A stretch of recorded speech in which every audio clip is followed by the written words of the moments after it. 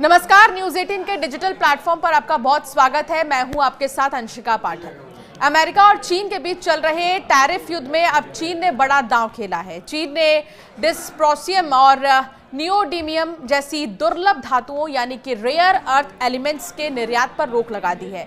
इनका इस्तेमाल हाईटेक उपकरणों, इलेक्ट्रिक वाहनों, मिसाइलों और विंड टर्बाइन बनाने में होता है। चीन का ये फैसला अमेरिकी टेक और रक्षा उद्योग के लिए बहुत बड़ा झटका है, क्योंकि इन तत्वों की वैश्विक आपूर्ति में चीन की 90% हिस्सेदारी है। यही नहीं, दुर्लभ धातुओं को रिफाइन करने की सबसे अधिक क्षमता भी चीन के पास है।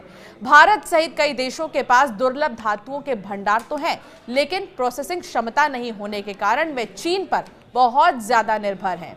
चीन ने 7 महत्वपूर्ण धातुओं जैसे सैमेरियम, गैडोलिनियम, इसके अलावा टर्बियम, डिस्पोरियम और ऐसे कई धातु को लेकर जो है एक्सपोर्ट कंट्रोल लिस्ट में इसे डाल दिया है। 2 अप्रैल से चीन ने इन धातुओं पर निर्यात प्रतिबंध लगा दिए हैं, जो केवल खनिज ही नहीं बल्कि तैयार मैग्नेट्स और अन्य प्रोडक्ट्स पर भी लागू होते हैं। अब ये धातु और उनसे बने प्रोडक्ट्स चीन से तभी बाहर जा सकते हैं जब उनके लिए विशेष निर्यात लाइसेंस दिया जाए, लेकिन फिलहाल चीन में लाइसेंस जारी करने की प्रक्रिया ढीली ढाली है।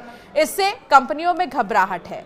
रेयर अर्थ एलिमेंट्स एक समूह है जिसमें 17 विशेष धातुएं शामिल हैं। इनका इस्तेमाल हाई टेक्नोलॉजी मशीन्स जैसे कि electric motors, drone missile, jet engine, laser, computer chips, smartphones, electric वाहनों और सैटेलाइट्स के निर्माण में होता है।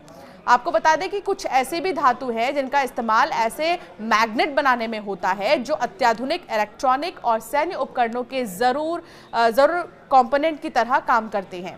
अमेरिकी कंपनियां जैसे लॉकहीड मार्टिन, टेस्ला और एप्पल का सबसे ज्यादा असर चीन के रेयर अर्थ एलिमेंट्स के निर्यात पर रोक लगाने से होगा।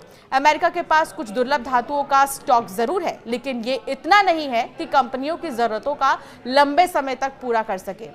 चीन के रेयर अर्थ एलिमेंट्स के एक अधिकार को तोड़ने के लिए अमेरिका और भारत ने मिलकर कदम उठाए हैं। हाल ही में अमेरिका ने भारतीय सरकारी company Indian rare earth limited पर लगे दशकों पुराने प्रतिबंध हटा दिया था। प्रधानमंत्री नरेंद्र मोदी की अमेरिका यात्रा के दौरान US India strategic mineral recovery पहल की घोषणा की गई। इसका मकसद दोनों देशों के बीच खनिजों की खोज, प्रोसेसिंग और निवेश को बढ़ावा देना है।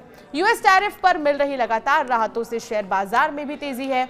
आज मार्केट 3 दिनों की छुट्टी के बाद 2.5% की तेजी के साथ खुले हैं। निफ्टी के 2 बड़े दिग्गज शेयर्स HDFC और 3% तो रिलायंस के शेयर 2.5% से ज्यादा की बढ़त के साथ खुले हैं।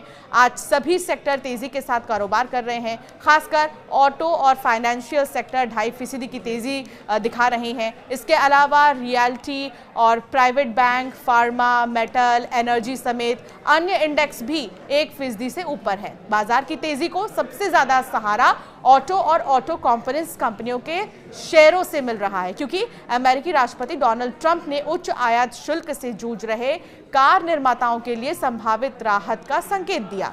शुरुआती सत्र में टाटा मोटर्स और कई ऐसे भारत फोर्स और कई कंपनियां जो है इन शेयरों में 8% तक की तेजी आई। अमेरिकी राष्ट्रपति डोनाल्ड ट्रंप द्वारा 90 दिनों के लिए टैरिफ पर रोक लगाने से बाजारों में उत्साह है।